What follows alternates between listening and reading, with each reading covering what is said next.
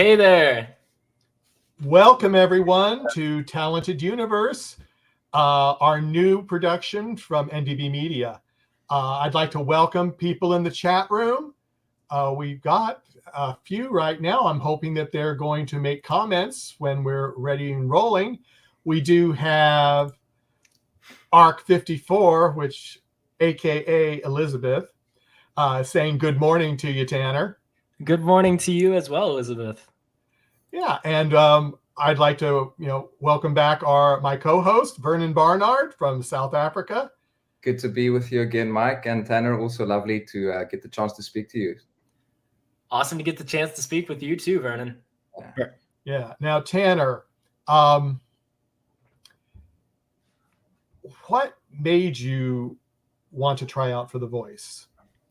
So I've actually been thinking about trying out for The Voice for a while, and I think, if I recall, it might have been one of the other shows, but I had tried out a few times for like American Idol, something like that as well. But eventually, because like you have to go through the audition process. It's not just you just go straight into the blind sometimes. No. You have to go through a bunch of audition things. So eventually they just said, hey, they just called me and they were like, hey, are you going to just like go out for The Voice in a couple months and like film and everything? I'm like, okay, I guess so. Yeah, that's the plan now. And the thing is, the weirdest thing about it is that you're not really expecting it to happen at a certain point. You're kind of building your schedule around it not happening at a certain point because you're just trying out for it. You don't think it's actually going to go through. So the moment it actually did, it was kind of like a wake up call because I think I was still 18 or something like that when it happened actually, and whenever I got the call, and I'd never been out in anywhere alone, completely alone. So eventually it was just like, okay, well, I guess I have to fly out there by myself without my family or anything. And I'm just going to be in a hotel, like filming like a TV show. It's crazy. Wow. Yeah. And would you say that kind of, I would say, threw you into the deep end a little bit in terms of having to now almost get a taste of what it's going to be going forward and just, gaining that independence and preparing you for the journey ahead? 100%. Yeah. I was not expecting to have as much fun as I did, especially during blinds. It was just getting to know other singers, jam sessions and stuff like that with people that are wildly, insanely talented and just great people just in general. And I realized this is kind of the crew I belong around. I don't really have anything else to compare that kind of experience to because it's just so unique. But I loved it. It was way better than I thought it would be. And I was scared at first. I'm not surprised you were scared. I mean, I just can't even imagine doing something like that. Doing that. I mean, yeah. More power to you.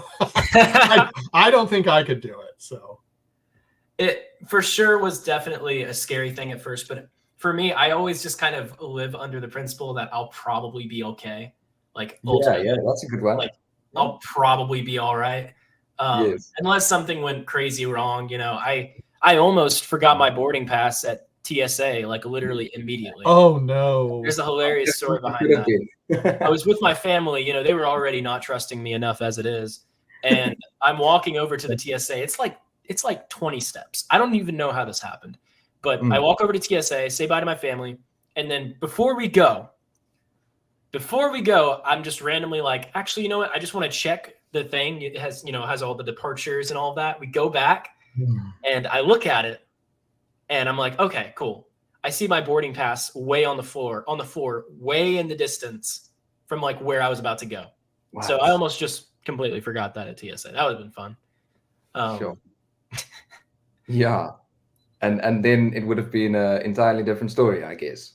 Maybe it would have been, although I'm pretty sure I could have done something like maybe it was. Yeah.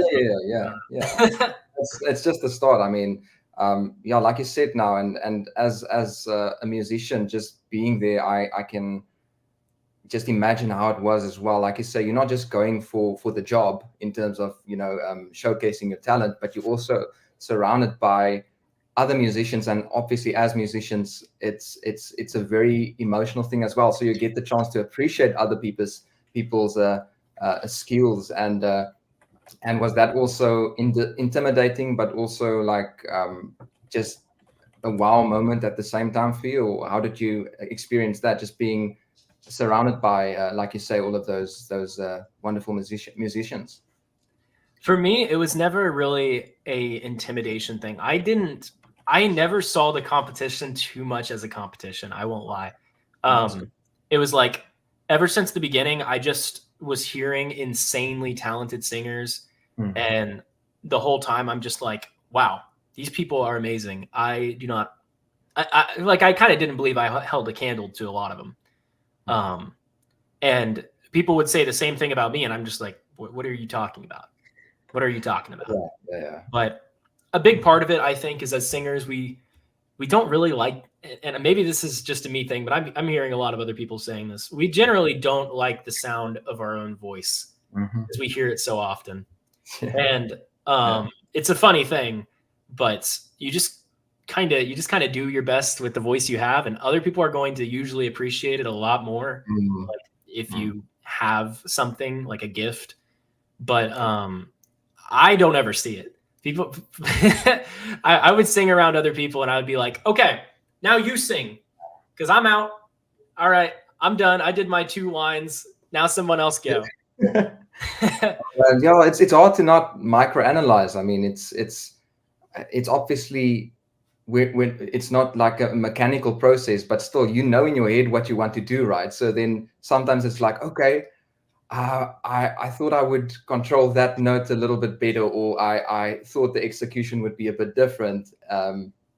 So it is sometimes like that. It's easy to overanalyze or microanalyze, and not always fun to listen back to yourself doing something like that, I guess. Exactly, yeah. And I definitely overthink things a lot, way more than I should. Yeah, it's a struggle. Oh, it sure is. But yeah, there's progress as well, I believe. So there are valuable lessons to be learned out of that as well. So yeah, man, you've had a quite a journey as well in just your growing up with music. You started quite early on, or what was your upbringing in terms of music, and just your influences and that kind of thing? Yeah, so for me, it was kind of weird. Whenever I was around like 11 or 12 years old, I did a talent show that my parents forced me to go into. And I sang When I Was Your Man by Bruno Mars. And I got way better of a reception than I thought I would from that. So what I ended up doing is I ended up getting into vocal lessons. Again, my parents mostly drove me to most of these things whenever I was younger. But I slowly started to realize, and very slowly, I will emphasize that.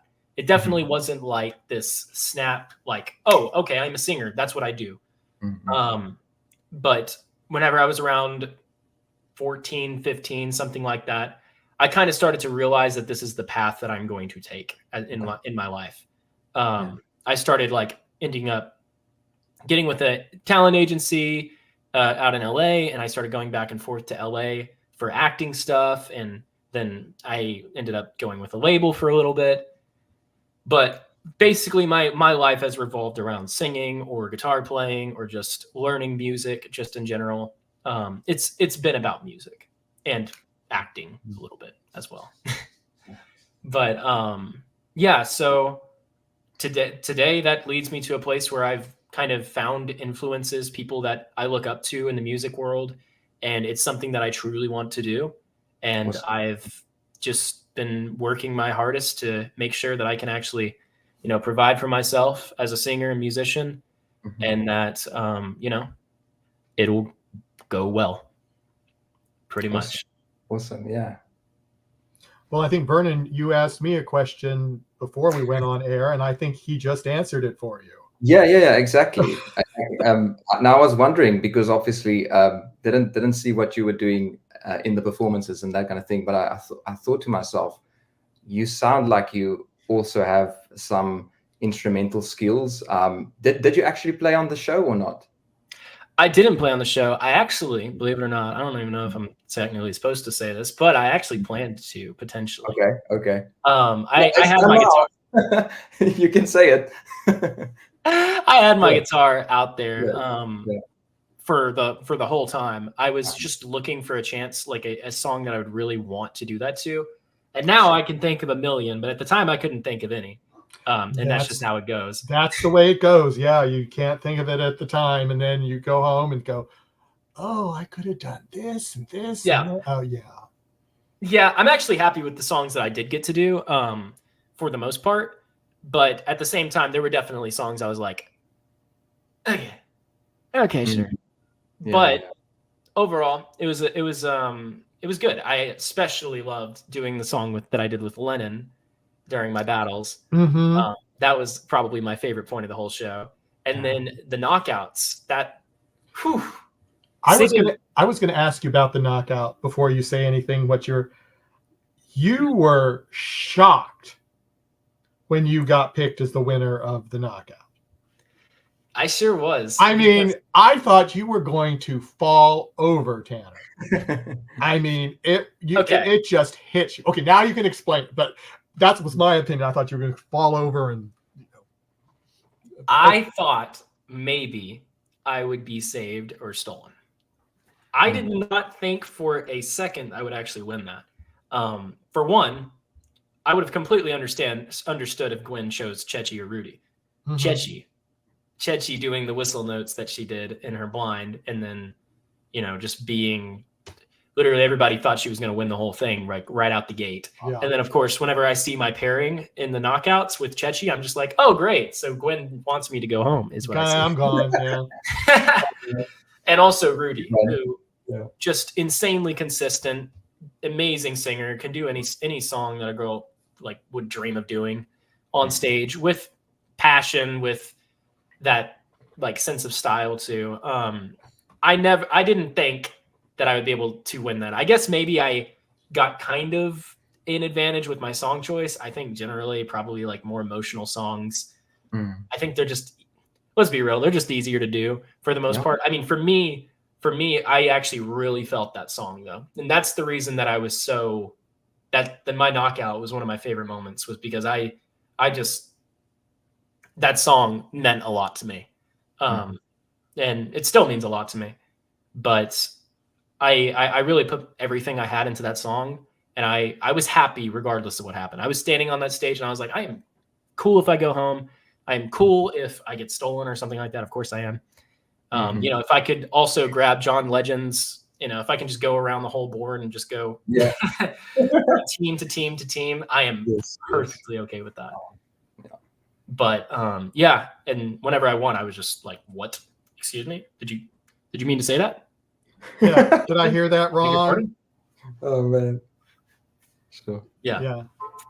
That is something. That is something. What else besides the knockout? Well, number one, when they said they were going to do 3-person knockouts, I went, are you serious? I mean, that is stress, because theoretically just one is going to go, and then when the saves and the steals are over with, I mean, that's it. Yeah, it was stressful. And I remember too, because I was one of the best knockouts that happened. There was a lot of really good ones, but one of the best ones that happened was a girl named Kaylee Shimazu. She and Mara, and I think it was Caleb, I think was also in that. But I listened to it, and I'm just looking over at Huntley and them. We're just listening to this girl absolutely destroy house, and I'm just like, are you serious? I have to go after this? Yeah. And I'm just like, okay, well, sure. It isn't in my blood. Yeah. No, it's not fun. It's not fun. Also, I mean, I'm always impressed with the production values, especially when they go to the live shows. Just the rehearsals you must go into and the time that it takes and everything else. I can't imagine. I mean, I do some video work. I'm in a production group that does fan films, and I know how crazy it is when we do some little things, and I see what they put together. And I said, I can't even imagine. Yeah, it can be intimidating when there's like 100 cameras around you and people like, looking at you from every direction, especially like the band and everything. The band's awesome. The band's amazing. Band is amazing. Insanely talented.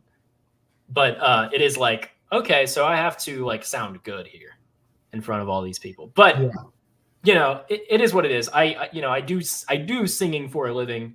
But whenever you're kind of, I think anyone, if you're put on the spot in front of all those cameras and everything, it's tough.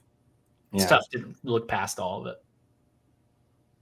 Yeah, and it's also a bit different to sing in front of other singers rather than, the general public. There might be some singers in the general public coming to your show, but there it's just like all around people know what they're doing. So is it that as well for you? Or? I mean, yeah, I think one of the better things about it though is that all of us know each other, and we're not really critical exactly with each other in like a bad way. We help each other out. No matter what happens, like we literally, it could be top 5 and you're still like helping the other people, you're telling each other, how you can do your songs better. And it's really, everybody is just wanting good music. That's all they're wanting. Rooting for each other. That's great. Literally. That's at least how our season was. It was just good vibes all around. That's great. Yeah.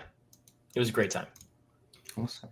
Now, did you, I'm assuming from what you're saying, it sounds like you made some good friends on The Voice. Oh, definitely. Oh, yes. Now, if you can't say, just say NDA or just smile at me and don't say a word.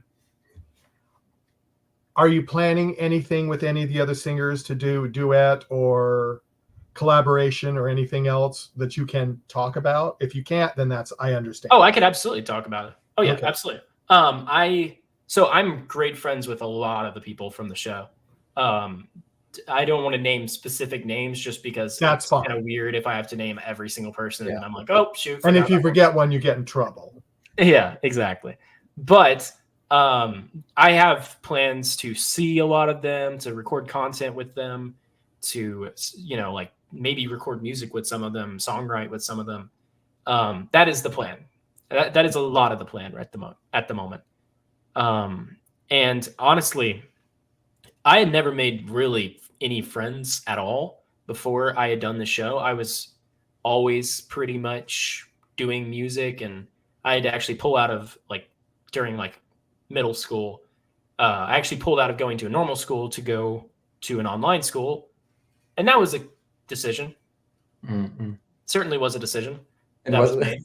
It definitely was one of the decisions made that I made. Well, I didn't really get any social interaction from that. You know how COVID happened and everybody just ceased to exist on the street? Mm-hmm. Well, for me, nothing changed when COVID happened. Life was the exact same pre and during COVID, because I literally was just at the house doing my online school and pretty much doing nothing. And that was life until The Voice, pretty much. And after The Voice, now I have friends, people that I want to go see. Of course, Oklahoma is still you're still kind of in the middle of nowhere whenever it comes to music. But I still definitely have plans to go see my friends and record music and everything with them. So yeah. Any tour dates are you thinking about, or is that not in the cards yet? I don't think that's in the cards yet, just because I think I need more original music out there. Mm-hmm. And that is also currently the plan, is to write and record original music for sure. Awesome. And that's what I've been doing. I've been writing a lot. But I have a lot of plans for the future for sure. And would you say that the samples that people got from your different performances on The Voice kind of would be an accumulation of what would go into a original song, that kind of style. And I know you didn't do only one particular kind of sound, but obviously, like you said, it's more on the emotional side. There's some nice acoustic elements. Is that what you will kind of put your finger on and say, okay, this is my spot? Or are you quite happy to do more versatile things in terms of, if it's a pop song, it's a pop song. If it's a song with a producer, a dance artist, EDM, yeah. like that, or EDM, or is it more like, no, I know my sound exactly, and I want to just live in my spot where I know I'm comfortable and get my best? So I think it's a process of like finding my sound still. And I think even whenever I release music, it's still going to be that process. Yeah. I think most artists are still kind of going through that. Yeah. But for me, I do think that a lot of the songs that I performed live, like, like the James Arthur, the Shawn Mendes and all of that, I think you could see somewhat of an accumulation. I'm still working it out though. Because I have a lot of different influences. I have influences in like soul music. I have influences in like EDM and like mainstream stuff sometimes, and pop. But a lot of my influences actually come from rock, which is a weird place to think. But yeah, for me, that's where a lot of it comes from. Like the Paramours, like Asking Alexandria stuff, like a lot of stuff all over. But yeah, that's pretty much how I am right now. Is I'm still working out my sound, and I figure I'll be working out my sound for the next 10 years. Yeah, it's an evolving process. So I get that as well. I was just kind of trying to just get an idea of where you at in terms of that space. What might be the first steps into the original sphere, For sure, but it's very interesting that you say rock, because it is kind of a lot of different elements that come together in who you are and will evolve into more. But I heard some very good, like you say, the soulful side in your voice, R&B type little runs that you and ending your notes in those ways. So that was something that I picked up. So I guess that's something to appreciate, that you can take the best parts out of the music that you like, and it's not just one thing, and then that will be who you are as an artist. Yeah, absolutely. And yeah, I mean, I'm taking like a lot of influences and putting them together. I'm still learning a lot about songwriting, but I feel like I have kind of, at least when it comes to melodies, I feel like I kind of have a knack for finding them.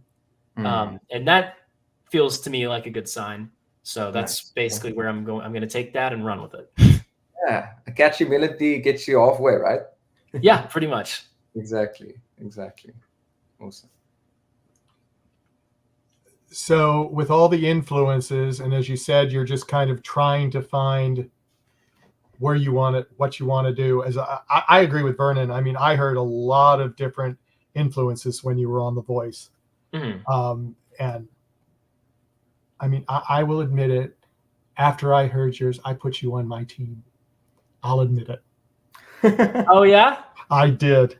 Wait. After you heard what? After I heard your blind audition. Oh, gotcha. I said on the app, I put you in my team. I appreciate it. I did. I put you in my team, and then you go real mad. Hey, I did my best, man. I know, but I mean, it's tough. And as I told one of your fellow, I almost said conspirators, contestants, Kara, she was on 2 weeks ago with us. And I mean, I told her, I was blown away with the talent that was on this season. For sure. It was incredible. And all those people went through the first, got through with the blinds, and it was just like, wow, what, 60 some people. I mean, that was absolutely incredible. Yeah, for sure. And for me, it was like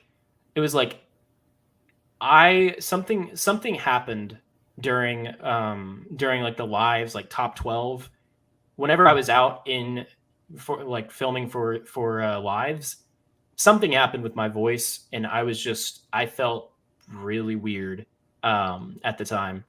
there was a lot of things going on. I won't go too much into depth into it, as a lot of it is just kind of stuff I'm, saying, okay, that was the past. What is the future? Move on. You know what I mean? Yes. Exactly. Yeah. And a lot of it was just a culmination of stress, somewhat kind of improper technique from like a really difficult song I'd been singing at the time, which was that "Thanks for the Memory" song. That was it was probably one of the hardest ones I had done on the show, just because it took so much, like to make that song good for the voice. You have to do so many things to it, and it was very stressful, and I was overthinking at the time. So there were a lot of things that happened during that live show that were just like, okay, that was a lot. Now afterwards, after the whole thing was over, I was just kind of like, I get to rest for a little bit, and I get to kind of like, come back to my like sense of self. And that's pretty much where I was at after my time on the show was over. Or at least I thought, until I came back for Barbie. Yeah. Yeah. That was kind of wild. I saw you there and I go, oh, he's back. Cool. Yeah.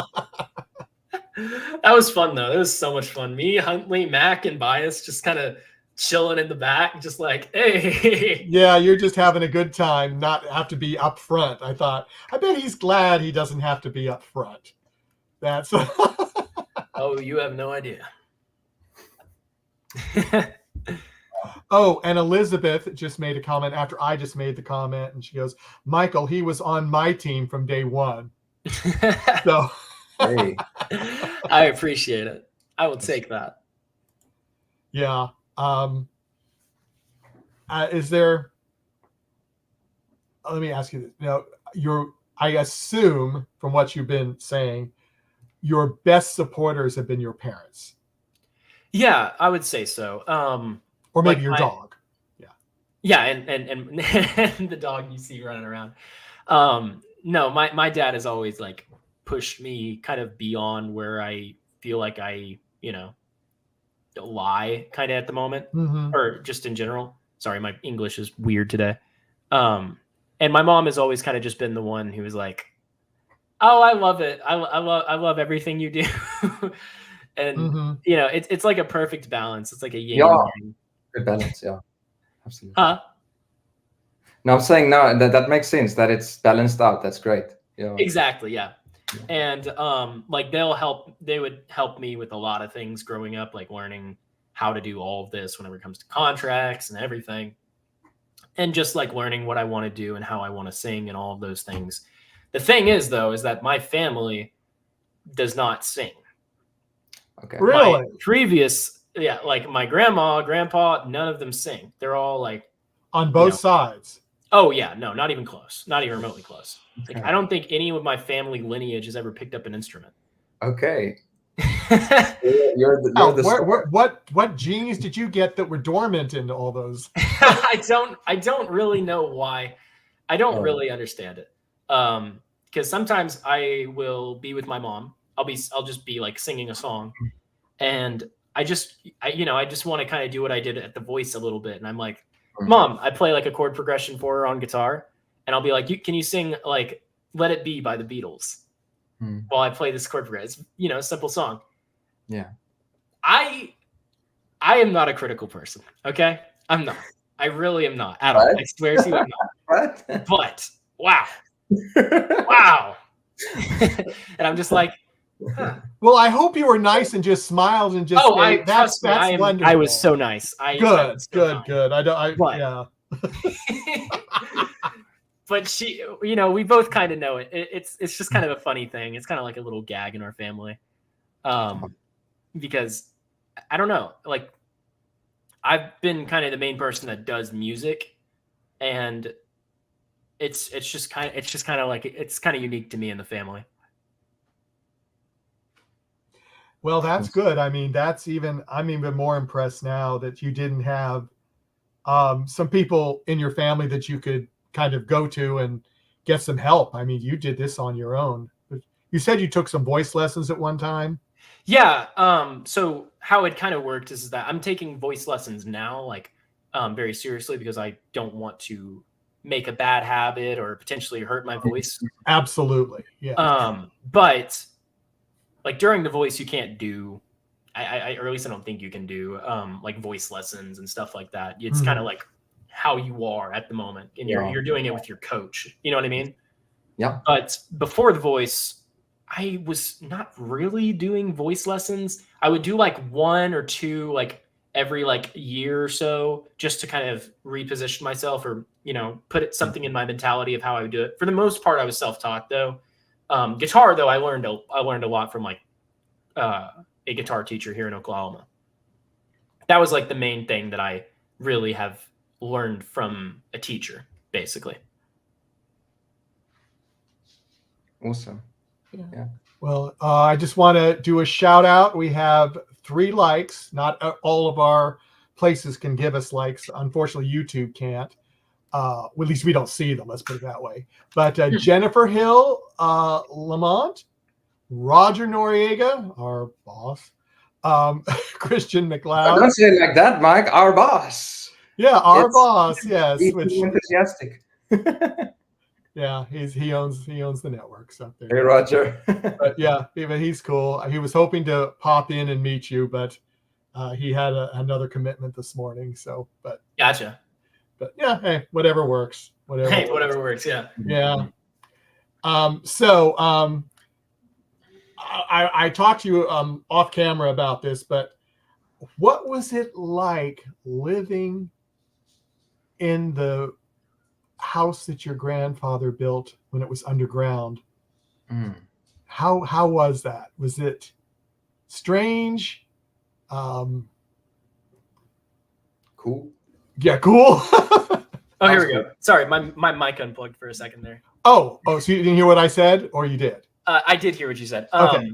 So living in an underground house, it's really cool, actually. So basically, the house kind of goes, you're kind of going into like a hill, basically. It's like a fortress. I say that a lot, and people are always like, a fortress? What? That's what it feels like. It feels like you're going deep into like some sort of secret military base. It's really cool, actually. But basically living there, you can walk on the roof. You can plant, I think we planted flowers or something weird on the roof, and there were a lot of bees up there. It was it was very scary to be up there, actually. But it was just really cool. I will say this, there were a lot of problems sometimes that would arise from that. Like, maybe there would be bugs or something like that. But the thing that we were trying to avoid was tornadoes, not bugs. Yeah. Yeah. Those are not very fun.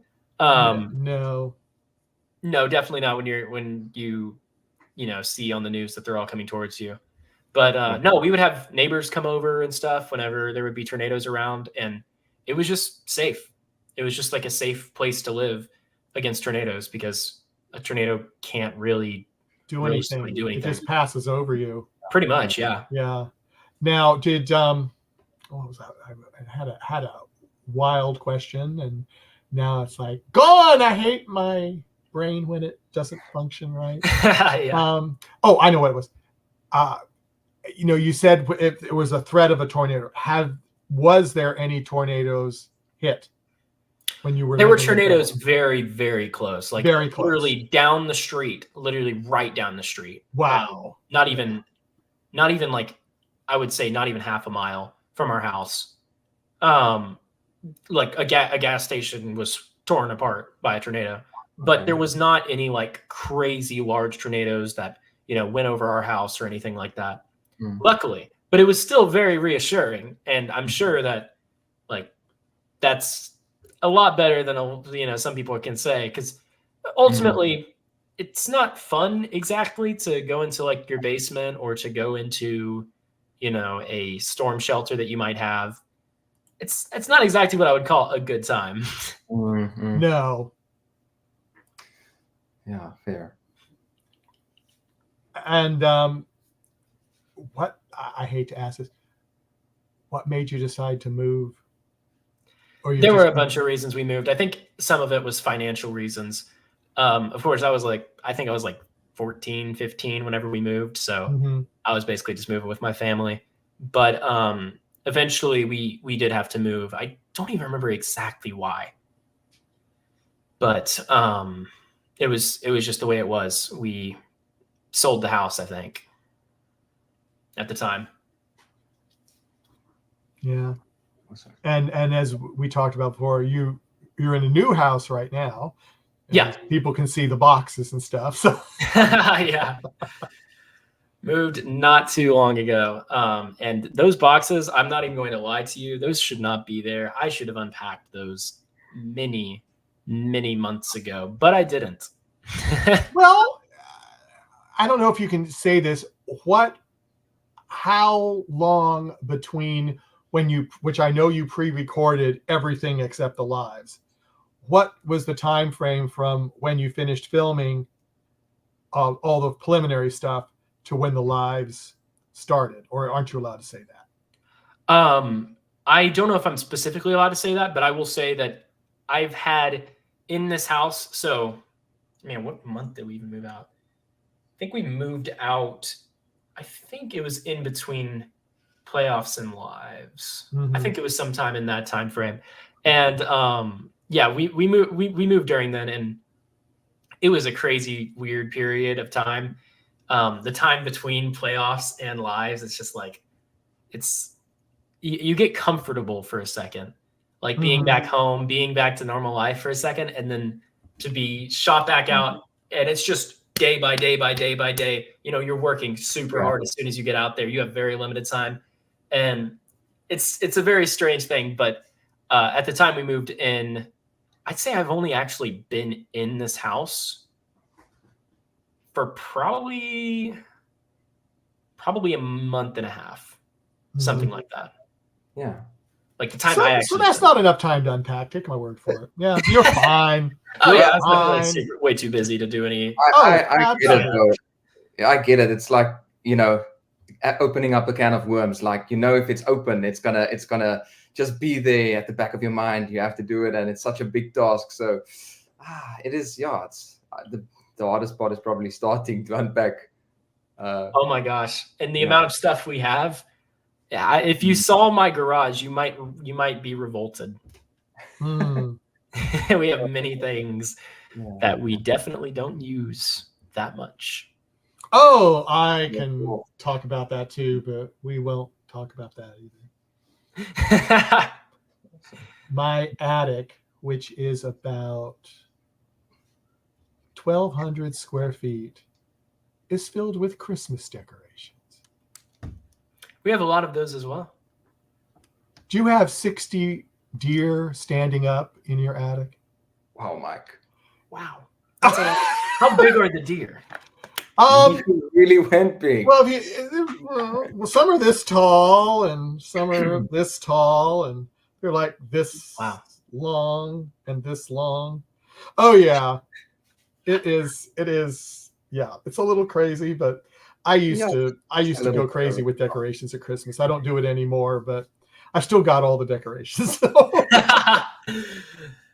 Yeah. Yeah. No, we have just a lot of so I'll randomly be looking through the garage and I'm like, oh, the guitar. Huh. Not yours? Or no, it's gotta be mine because no one else plays guitar, but I'm like, when did I get this? Oh, that's bad if you don't remember. Well, I mean, they were probably like $50 guitars that we got whenever I was like really young. Yeah. And when you were learning, is that what you're saying? Whenever I was learning, yeah. And also, I'm pretty sure that I wouldn't be surprised at all if my family just had guitars lying around, because my dad does this a lot where he'll get something and he'll be like, I can sell it. He never sells it. That's why you have to get a bigger garage, right? It is, and that's why maybe that's why you had to move. Actually, yeah. And I remember this because we would actually, I shouldn't say that. Well, he won't listen to this, will he? No. We would throw away things secretly, and yet we still had enough things to fill our garage. Yeah, no, I get that. But yeah. So, are you? Well, you said you weren't really touring. You haven't started that. So, The other question I had was, do you have dates? And that's a no, at least as of now. At least as of now, yes. Mm-hmm.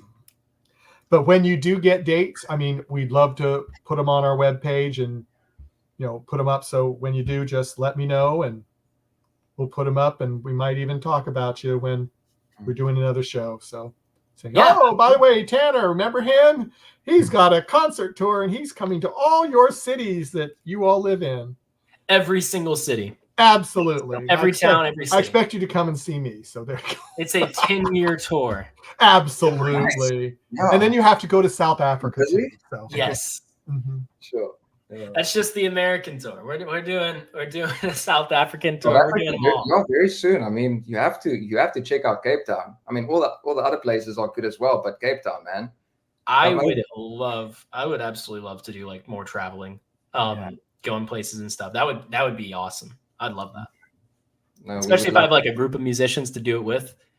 Oh, absolutely. Yeah. Would love it. Yeah. But Tanner, it's been a pleasure to get the chance to speak to you, and I believe Mike would also say it, but we believe that things are just picking up for you, and it's going to be a bright future. And wishing you only the best, man. You have just a great talent, gift, and may you also continue to bless people through that, and bring them joy through your music, man, for the years ahead. I appreciate you, man. Thank you guys so much for having me on this. Oh, I'm so glad you came.